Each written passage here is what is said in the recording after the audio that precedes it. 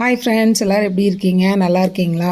இன்றைக்கி நாம் என்ன சமைக்க போகிறோன்னா, பொரோட்டாசிங்கிறனால நாம் சோயாவை வச்சு ஒரு சோயா கிரேவி, சிக்கன் கிரேவி மாதிரி செய்ய போகிறோம். வாங்க.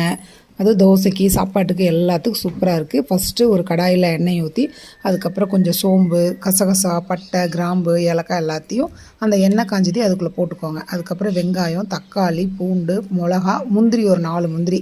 அது கொஞ்சம் ரிச்சான டேஸ்டி கொடுக்கும். அதுக்காக வெங்காயத்தை போட்டுட்டு தக்காளியை போட்டுட்டு நல்லா வதக்கி விடுங்க. அது ஓரளவுக்கு நல்லா மசிஞ்சு போகிற அளவுக்கு நல்லா வணங்கிடும்னு. அதுக்கப்புறம் இப்போ நம்ம 4 முந்திரி போட்டுக்க போகிறோம். அதுக்கப்புறம் கரம் மசாலா தூள், உப்பு, மிளகாத்தூள், காஷ்மீர் சில்லி பவுடர் எல்லாத்தையும் போட்டு நல்லா மிக்ஸ் பண்ணி விடுங்க. நல்லா மிக்ஸ் ஆகி அது நல்லா கிரேவி மாதிரி நல்லா மிக்ஸ் ஆயிடணும், மசிஞ்சு வந்துடணும். நாம் போட்டிருக்கிற வெங்காயம், தக்காளி எல்லாமே நல்லா ஒன்றோடனே மிக்ஸ் ஆகி நல்லா வெந்து வந்துடும். அதுக்கப்புறமா தேங்காய் ஒரு அரை மூடி தேங்காவை உள்ளே போட்டு தேங்காயும் போட்டு நல்லா ஒரு 4-5 கிளறி விட்டுட்டு அதுக்கப்புறம் அதை ஆற வச்சு எடுத்து ஒரு மிக்ஸி ஜாரில் போட்டு நல்லா அரைச்சி எடுத்துருங்க. இப்போ நம்ம பாயில் பண்ணியிருக்கிற சோயாவை எடுத்து பார்க்க போகிறோம், அது வெந்துருச்சான்னு. கொஞ்சம் தண்ணியில் உப்பு போட்டு அதை நல்லா பாயில் பண்ணிவிட்டு ஒரு 10 நிமிஷம் பாயில் பண்ணால் போகுது.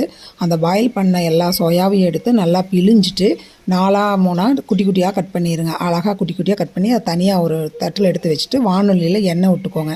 தாராளமாக எண்ணெய் விடுங்க. அதுக்கப்புறம் காஷ்மீரி சில்லி பவுடரை உள்ளே போடுங்க. அது கலரும் கொடுக்கு, காரமும் கம்மியாக இருக்குது.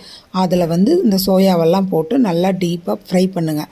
அது நல்லா அந்த தண்ணியெல்லாம் பிழிஞ்சாலும் கொஞ்சம் வதன்னு இருக்கும். நீங்கள் இப்படி நல்லா கலரி விட்டுட்டே இருந்தீங்க அப்படின்னா அது கொஞ்சம் மொறுமொறுன்னு ஆன மாதிரி ஆயிரும். அதுக்கப்புறம் அதை தனியாக ஒரு பிளேட்டில் மாற்றிக்கோங்க. நம்ம அதே வானொலியில் தான் நம்ம கிரேவி பண்ண போகிறோம்.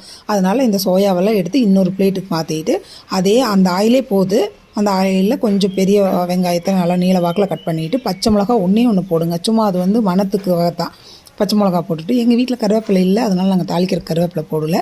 நீங்கள் கருவேப்பிலை போட்டுக்கோங்க, அது நல்லா மணமாக இருக்கும், உடம்புக்கு நல்லது.